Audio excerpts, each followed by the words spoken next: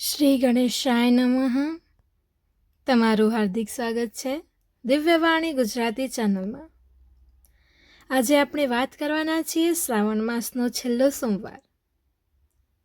શ્રાવણ માસ ભગવાન શંકરનો સૌથી પ્રિય માસ ગણવાય છે.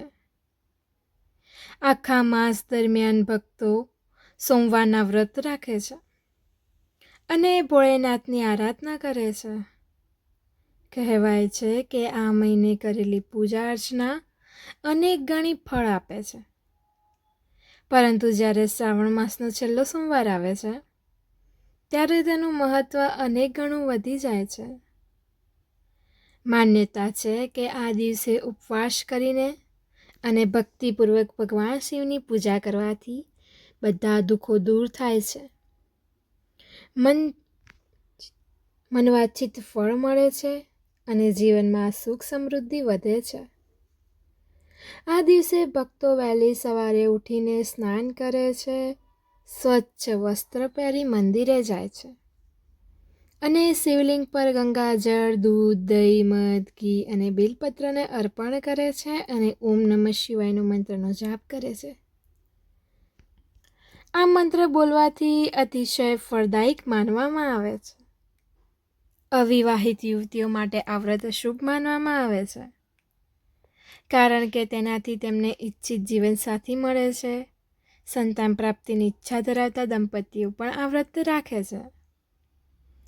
આ ઉપરાંત જીવનમાંથી વિઘ્નો દૂર કરવા અને આરોગ્ય માટે પણ આ વ્રત અત્યંત પવિત્ર ગણવાય છે.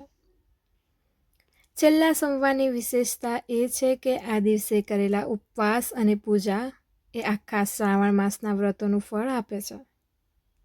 એટલે જ ભક્તો આ દિવસે વિશેષ તીવ્રતા અને શ્રદ્ધા સાથે ભોળેનાથની ભક્તિ કરે છે. શ્રાવણ માસના છેલ્લા સોમવારે કરેલી પૂજા અને ઉપવાસને અત્યંત પવિત્ર માનવામાં આવે છે.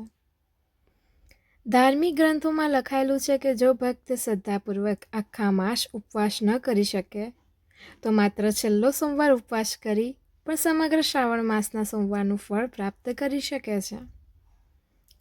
આ દિવસે શિવલિંગ પર અભિષેક કરતી વખતે ખાસ કરીને પંચામૃત, દૂધ, દહીં, ઘી, મધ અને ગંગાજળથી અભિષેક કરવો જોઈએ અને બેલીપત્ર અર્પણ કરવું જોઈએ. તો જ ફળ માનવામાં આવે છે. ભક્તિપૂર્વક ઓમ નમઃ શિવાય મંત્રનો જાપ કરવાથી મનની શાંતિ મળે છે અને પાપોનો નાશ થાય છે. કહેવામાં આવે છે કે આ દિવસે કરેલી પ્રાર્થના સીધી ભોળેનાથ સુધી પહોંચે છે અને ભક્તની દરેક સાચી ઈચ્છા પૂર્ણ થાય છે. એટલા માટે ભક્તો આ દિવસે મંદિરોમાં વિશેષ ભીડ કરે છે અને ઘણા લોકો રાત્રે જાગરણ કરી શિવજીના ભજન કરે છે. શું કરવું જોઈએ છેલ્લા સોમવારના દિવસે? તો વહેલી સવારે સ્નાન કરી, શુદ્ધ વસ્ત્ર ધારણ કરી, મંદિર જઈને શિવલિંગ પર ગંગાજળ, દૂધ, દહીં, મધ અને બેલીપત્રને અર્પણ કરવું જોઈએ. ઓમ નમઃ શિવાય મંત્રનો જાપ કરવો જોઈએ. સાંજે દીવો પ્રગટાવીને આરતી કરવી જોઈએ. શક્ય હોય તો ગરીબોને અન્ન કે દાન આપો. તો આ દિવસે શું કરવું ન જોઈએ? તો આ દિવસે અસત્ય બોલવું ન જોઈએ. ગુસ્સો કરો અને મંદિરમાં માંસાહાર લેવું નિર્દેશ છે. ઉપવાસ દરમિયાન ખોટા વિચારો મનમાં ન લાવવા જોઈએ. ભગવાન શિવને કુમકુમ કે તુલસીથી અર્પણ કરવી ન જોઈએ. એક લોકકથા મુજબ એક વખત એક ગરીબ સ્ત્રી આખા શ્રાવણ માસ દરમિયાન સોમવારનો ઉપવાસ કર્યો હતો. પરંતુ અંતિમ સોમવારના દિવસે તેના ઘરમાં ખાવા માટે કંઈ ન હતું. છતાં તેને પોતાના મનમાં નિશ્ચય કર્યો કે હું ભોળેનાથ માટે ઉપવાસ અધૂરો નહીં રાખી શકું. તે સ્ત્રી પાણી પીધા વગર આખો દિવસ ભક્તિ કરતી રહેતી અને સાંજે મંદિર જઈને શિવલિંગ પર ફક્ત એક બીલીપત્ર અને થોડું જળ અર્પણ કરતી. તેની આ નિષ્ઠા જોઈને ભગવાન શંકર પ્રસન્ન થયા અને તેને આશીર્વાદ આપ્યો કે જે કોઈ ભક્ત શ્રદ્ધાથી શ્રાવણ માસના અંતિમ સોમવારે મારી ઉપવાસ કરશે તેને જીવનમાં કદી કમી નહીં રહે. આથી માન્યતા છે કે શ્રાવણ માસના અંતિમ સોમવારે ભક્તિપૂર્વક કરેલી નાની સેવા પણ અસીમ ફળ આપે છે. આધુનિક સમયમાં શ્રાવણ સોમવારનું મહત્ત્વ શું હતું?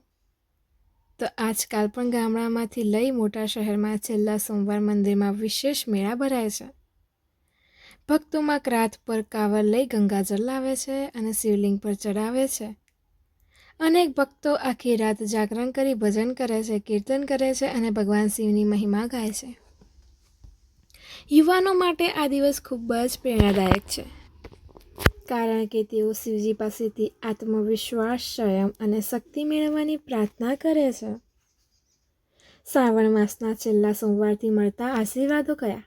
તો મનની ચિંતા અને વ્યાકુળતા દૂર થાય છે, કુટુંબમાં સુખ, શાંતિ અને એકતા વધે છે, દાંપત્ય જીવનમાં મધુરતા આવે છે, સંતાન પ્રાપ્તિ અને સંતાન સુખની પ્રાપ્તિ થાય છે, ભક્તને સર્વ પ્રકારના ભૌતિક અને આધ્યાત્મિક સુખ મળે છે, અંતે ભક્તને મુક્તિનો માર્ગ મળે છે. ધાર્મિક ગ્રંથોમાં લખ્યું છે કે શ્રાવણ માસનો છેલ્લો સોમવાર એ ભક્તો માટે અત્યંત કલ્યાણકારી છે. આ દિવસે કરેલા ખાસ ઉપાયોથી જીવનમાં અદ્ભુત પરિવર્તન આવે છે. આર્થિક સમસ્યાઓ દૂર કરવા માટે શિવલિંગ પર કાચું દૂધ ચડાવી ઓમ નમઃ શિવાય મંત્રનો 108 વાર જાપ કરો. સંતાન સુખ માટે આ દિવસે પાર્વતી માતાને લાલ ફૂલ અર્પણ કરી પ્રાર્થના કરવી જોઈએ. દાંપત્ય સુખ માટે પતિ પત્ની સાથે મળેલી ઉપવાસ રાખે છે તો જીવનમાં સુખ શાંતિ વધે છે. શત્રુ વિઘ્ન દૂર કરવા માટે શિવલિંગ પર ધતુરા અને બીલીપત્રને અર્પણ કરવું એ શુભ માનવામાં આવે છે. માનસિક શાંતિ માટે શિવજીને મહામૃત્યુંજય મંત્ર જાપ કરવો જોઈએ. આ વ્રત ફક્ત ધાર્મિક વિધિ નથી, પરંતુ જીવનમાં સંયમ, શ્રદ્ધા અને ભક્તિ લાવવાનો ઉપાય છે. ઉપવાસ આપણને સંયમ શીખવે છે કે પૂજા આપણને એકાગ્રતા શીખવે છે અને દાન આપણને પરોપકારની ભાવના આપે છે. ભગવાન શિવ સ્વયં વરાણ્ય અને ભક્તિના પ્રતીક છે. તેમના આરાધનાથી ભક્તના જીવનમાં નકારાત્મકતા દૂર થાય છે અને આંતરિક શક્તિનો ઉદ્ભવ થાય છે. ભારતના અનેક પ્રદેશોમાં, ખાસ કરીને ગુજરાત, મધ્યપ્રદેશ અને ઉત્તર ભારતમાં છેલ્લા સોમવાર ભક્તિભાવથી વિશાળ મેળા ભરાય છે. શિવ મંદિરોમાં ભક્તોની ભીડ રહે છે. સ્ત્રીઓ ખાસ આરાધના કરી પરિવારની સુખ સમૃદ્ધિ માટે પ્રાર્થના કરે છે. યુવતીઓ યોગ્ય જીવનસાથી માટે ઉપવાસ કરે છે. પુરુષો જીવનમાં પ્રગતિ અને સ્વાસ્થ્ય માટે શિવલિંગ પર અભિષેક કરે છે. ઘણા સ્થળોએ આ દિવસે શિવજીની શોભાયાત્રા પણ નીકળે છે, જેમાં ભજન, કીર્તન, ઢોલ, નગારા અને ભક્તિમય વાતાવરણ જોવા મળે છે. શ્રાવણ માસનો છેલ્લો સોમવાર એટલે ભક્તિનું પરિપૂર્ણ રૂપ. આખો મહિનો ભક્તો ઉપવાસ, પૂજા, ભજન અને જાપ કરી ભગવાન શિવને પ્રસન્ન કરવાનો પ્રયત્ન કરે છે. પરંતુ જે કોઈ ભક્ત કોઈ કારણસર આખા માસ ઉપવાસ ન કરી શકે, તે ફક્ત છેલ્લા સોમવારનું વ્રત કરી પણ સર્વોત્તમ ફળ પ્રાપ્ત કરે છે. આ દિવસે એક રીતે ફળદાયક સોમવાર પણ કહેવામાં આવે છે, કારણ કે આ દિવસે શિવજી ભક્તોના હૃદયમાં રહી સાચી ઈચ્છાઓ પૂરી કરે છે.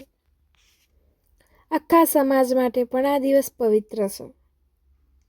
ગામડાઓમાં મંદિર પાસે મેળા ભરાય છે, લોકો એકબીજાને પ્રસાદ વેચે છે અને ભક્તિમય વાતાવરણ સર્જાય છે. શ્રાવણ માસના છેલ્લા સોમવારે કરેલી ભક્તિ જીવનમાં નવી ઉર્જા લાવે છે. ભક્તને આધ્યાત્મિક શક્તિ મળે છે, પરિવારમાં સુખ શાંતિ રહે છે, વ્યવસાય અને કારકિર્દીમાં પ્રગતિ મળે છે અને અંતે ભક્તને ભોળેનાથના આશીર્વાદથી મુક્તિનો માર્ગ પ્રાપ્ત થાય છે. એટલે જ દરેક ભક્ત માટે આ દિવસ અત્યંત પવિત્ર અને યાદગાર છે. તો આજે બધા સૌ મળીને શ્રાવણ માસનો છેલ્લો સોમવાર કરીએ અને ભોલેનાથને યાદ કરીએ. આવી જ પવિત્ર વાર્તાઓ અને ધાર્મિક માહિતી જાણવા માટે અમારી ચેનલ દિવ્યવાણી ગુજરાત સાથે જોડાયેલા રહો. ભગવાન શિવ આપ સૌના જીવનમાં સુખ, શાંતિ અને સમૃદ્ધિ ભરે છે, એ જ મારી પ્રાર્થના. તો ત્યાર સુધી બધાને મારા તરફથી હર હર મહાદેવ.